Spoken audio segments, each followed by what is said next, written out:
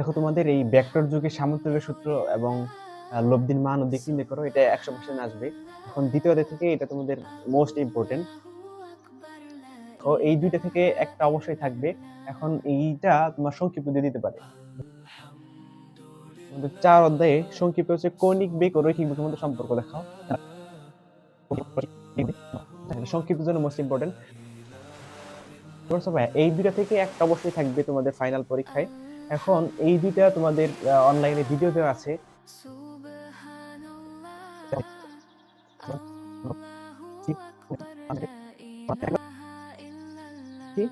দেখাও যে অভিকর্ষ ত্বরণ বস্তুর ভরের উপর নির্ভর করে না।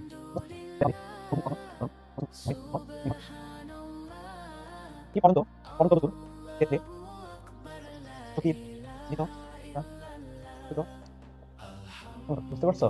সপ্তম অধ্যায় থেকে মাত্র একটা রচনামূলক জ্ঞান তোমাদের। আশা করি এটাই পরীক্ষায় থাকবে ফাইনালে।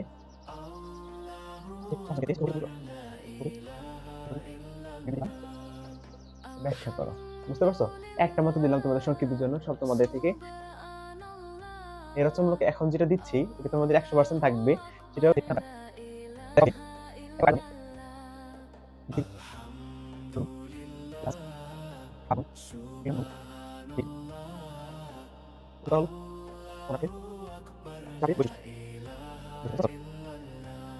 সেটা কি বলো দেখি, অগ্রগামী তরঙ্গের সমীকরণ বের করো, বুঝতে পারছো?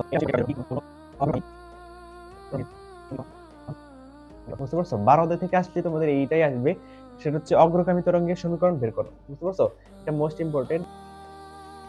প্রতিধ্বনির সাহায্যে কিভাবে সমুদ্রের গভীরতা নির্ণয় করা যায় বর্ণনা করো, বুঝতে পারছো ভাইয়া? ভর কিন্তু ভর দিকে